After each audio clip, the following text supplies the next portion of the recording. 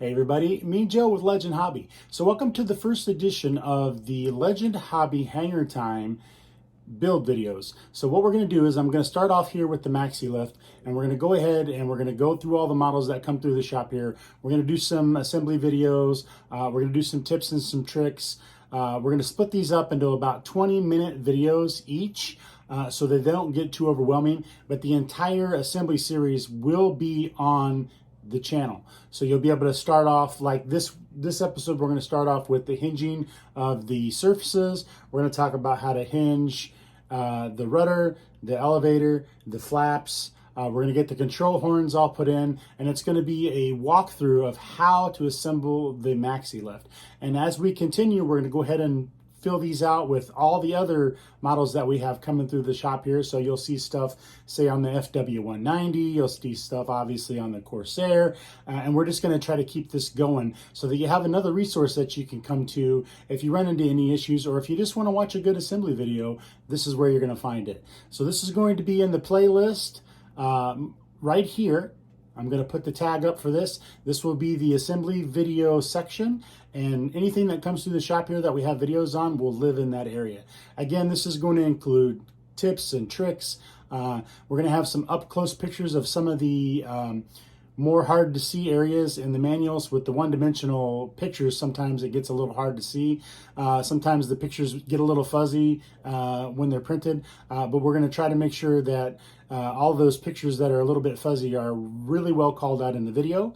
And again, these are going to be about 20 minutes long, but the entire series will be all linked together. So you'll be able to go with the Maxi Lift, and you'll have all the assembly videos for this airframe. And then at the end, we'll also have a flight review, some pictures of it on the ground, and those types of things, so that you have all the information you need to have a successful assembly of the Maxi Lift and any of the other models we do.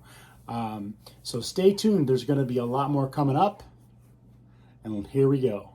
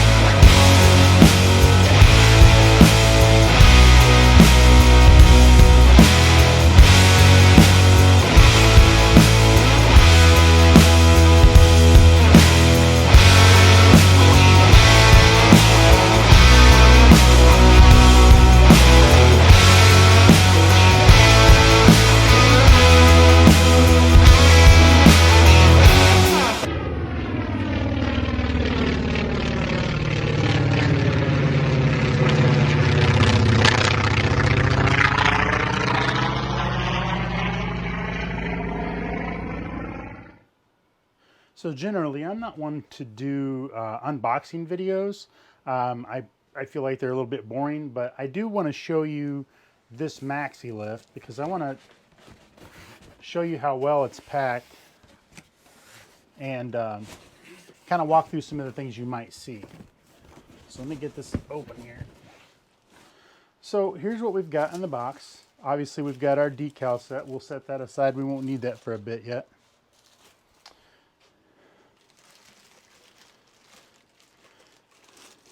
This would be the left wing.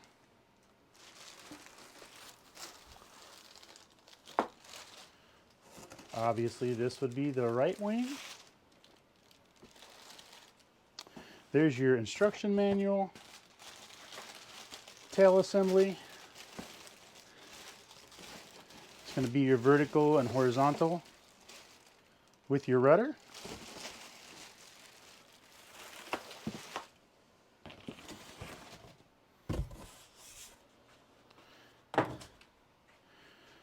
Here's going to be the fuselage. You got your pilot, fuselage.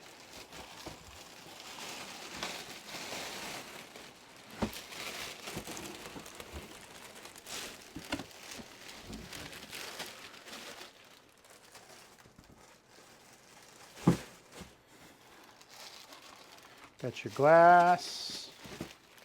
windshield, cowl,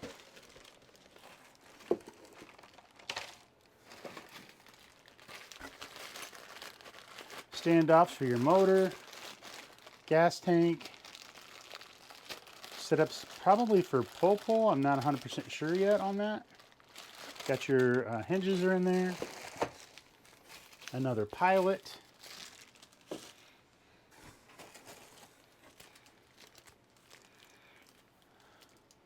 That might be your flaps.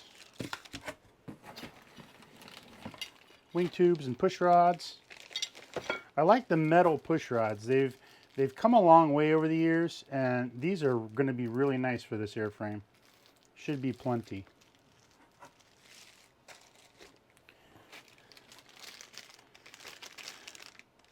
That might be a seat back.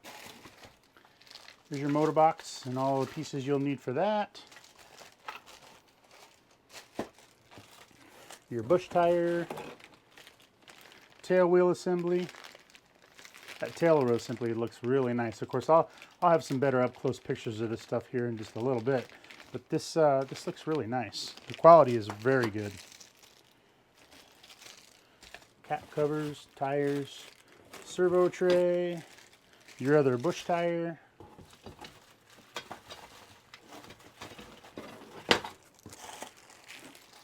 Spinner, landing gear, and struts. Okay, so now the first thing we're going to do is we're going to go ahead and hinge the flaps. So you can see here, there's already some pilot holes in here for you to get started with. And then what I like to do is I like to take my hinge, put it in place, and then what I'm going to do is I'm actually going to go through with a pin vise and start these holes so that the screws go in a lot easier, and so that when I start them I can control them a little bit better. You don't need to go too crazy with it. You want to make sure that if you do go through the wood that you don't go through too far, but it just makes it a lot easier. And what I do is I'll get two started, and then I'll start putting my hardware in. Pre-starting those screws just makes it a little easier, because these screws always don't always want to start the easiest. So this way, if you put a little hole in there with the pin vise, you can see they start pretty straight, and then you shouldn't have any trouble getting the rest of them in. Now what I like to do before I drill the third one out is I like to go ahead and check my placement. Everything looks good to go. I'm going to start my second screw, and then once I get my second screw started, I will then pin vise drill the third hole, and then I will check alignment on everything before I tighten everything down. This just makes that a little bit more successful, especially if you hold that pin vise nice and straight.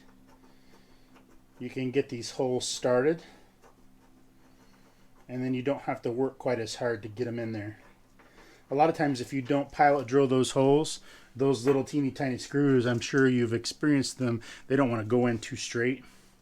And once you get them crooked, it's really kind of a pain to get everything lined up properly. And I'm just going to start these.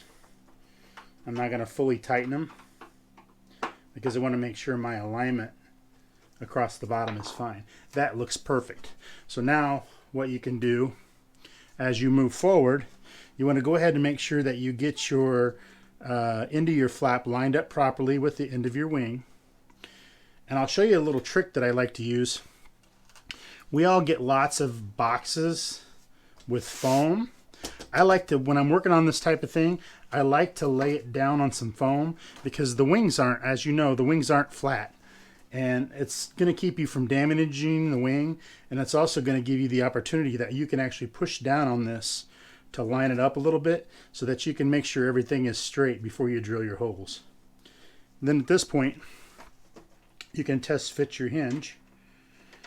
And again, I just pallet drilled those, so you don't want to go crazy with it, but you can clip these on there and check to make sure everything looks like it's going to be in the proper position. and then you can go on from there. That actually looks pretty good. I would go ahead and pilot drill these holes, making sure everything is lined up properly.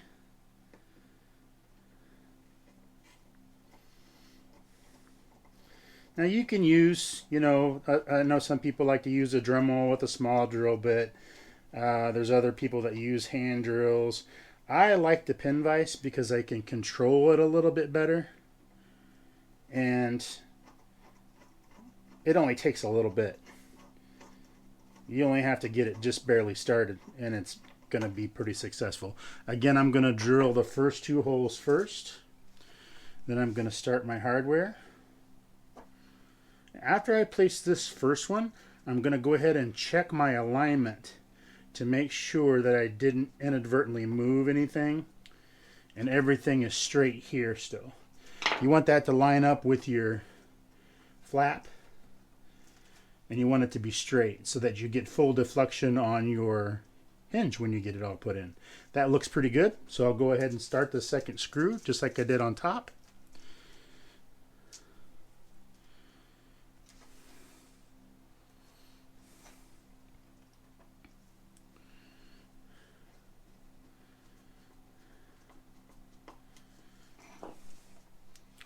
Check it one more time. Looks good. I'll go ahead and I'll pin vise drill the 3rd hole.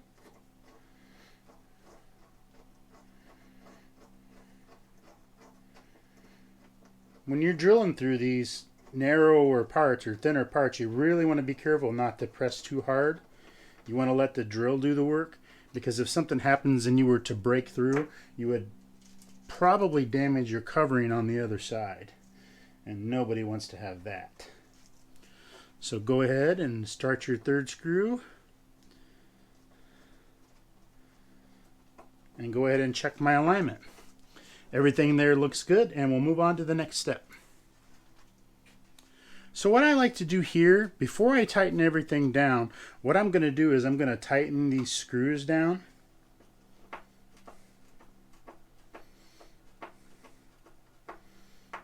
And then I'm going to take them out. And the reason why I'm doing this is because I'm going to take a little bit of thin CA and drop down in each one of these holes, let it dry, and then reinsert my screw. So what I'll do now is I'll go ahead and place a couple of drops of thin in each one of these holes, and then I will let it dry so that it hardens up the holes a little better, gives the screws a little something more to hang on to, and that way the screws won't pull out as easy. Just leave that thin set in there. Go ahead and let that harden up, and then you can reinstall your screw. So now that that Synthia is all set up, I'm going to go ahead and reinstall my screws, and then I will do the rest as I go. So I'm going to complete this process with all of them, all the way down the flap. Just like this. I'm going to drive the screws in. I will remove them. I'll put some CA in the holes, and then I'll reinsert them. This is just for longevity. And it just makes everything a little tighter and a little nicer. So now what you can do is you can go ahead and complete that process on all of your hinges, and then when you get that all set, we'll move on to the next step. Okay, so I'm not a real big fan of the CA hinges that come with some of these models. Anything I have that's this size or bigger, I go ahead and swap them out with the Dubro hinges, and I just wanted to show you how I do that. So I've got a couple of things here. I've got my 30-minute epoxy ready, and I've already prepped my slots on my aileron hinges. I use my Dubro hinge cutters. I use my number 11 X-Acto blade a little bit, and then I marked where my hinges fit. I've already test fitted these like I've done on this side. So I know I'm ready to go, and I thought I'd do a quick video on how I do this. So the first thing I do is I take my Dubro hinge, and I take a little bit of this petroleum jelly, and I go right down the hinge line. You don't want to go crazy with it because it kind of spreads and gets all over the place. But what this will do is this will keep that epoxy from getting into my hinge line and fouling my hinges. So I just take and paint a little bit on both sides, and this will keep that epoxy from getting into the hinge.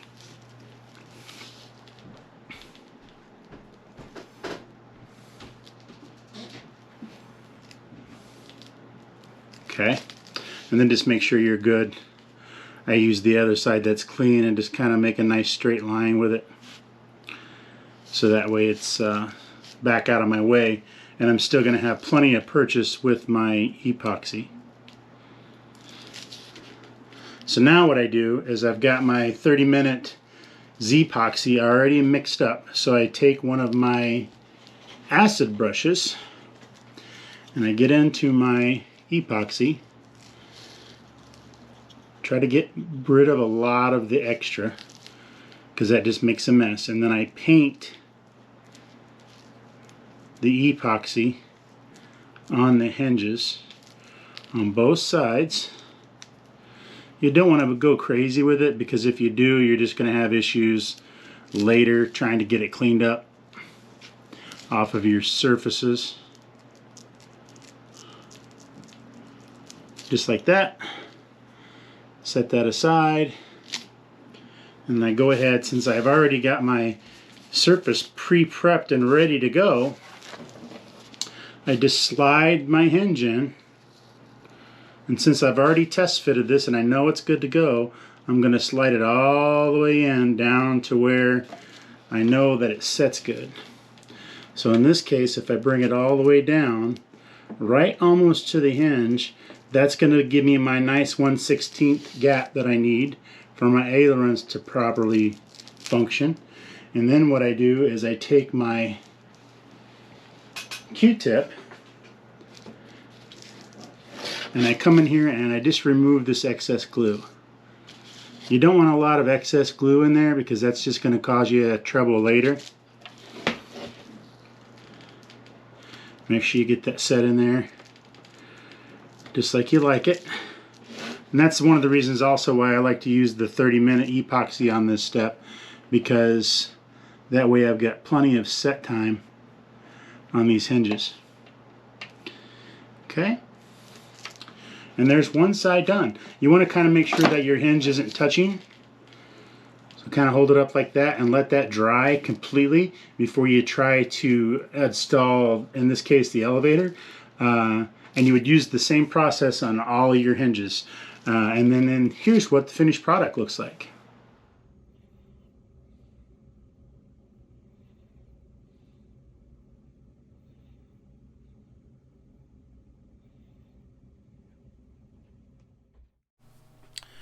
Okay, so the next step in the process is going to be to go ahead and get the rudder hinge. Now what I'm going to do is I'm going to go ahead and replace the top 3 with the Dubro quarter scale hinges.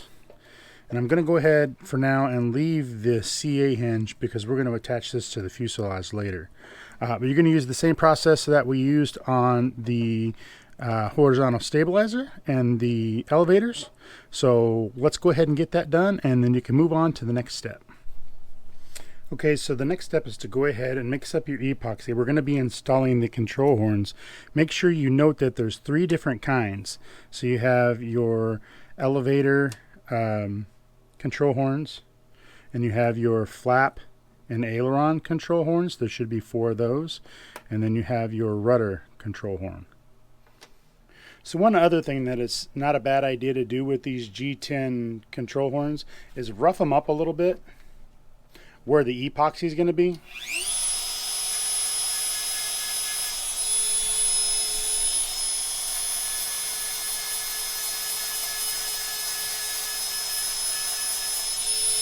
What that's going to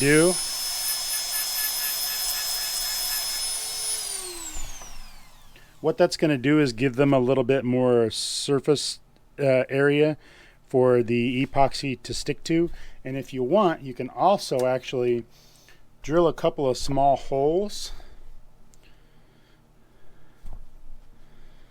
I wouldn't go crazy with the holes. You don't want to weaken the control horn but this is a good way to get them so they have just a little bit more purchase for the epoxy to stick to.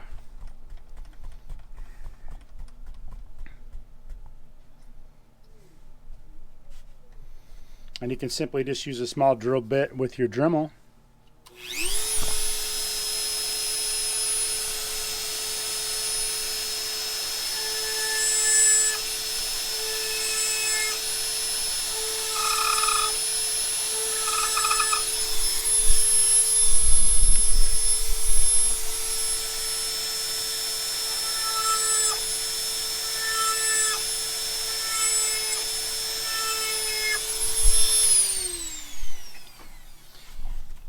You'll notice I didn't drill the holes all the way through. I just made some small indentations. This will give the epoxy a little bit more purchase area, so that way it'll keep your control horns from pulling out on you later down the road.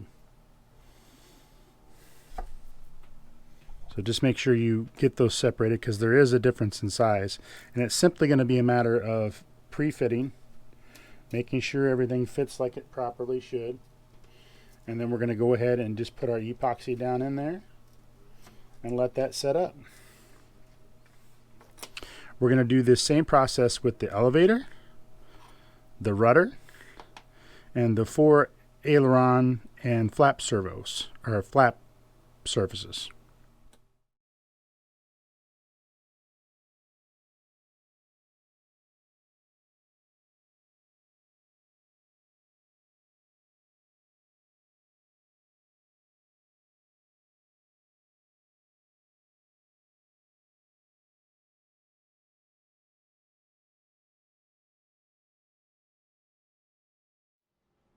Well, that does it for part 1 of the Maxi Lift assembly videos. Make sure you stay tuned for the next episode, where we're going to be digging into starting on the fuselage.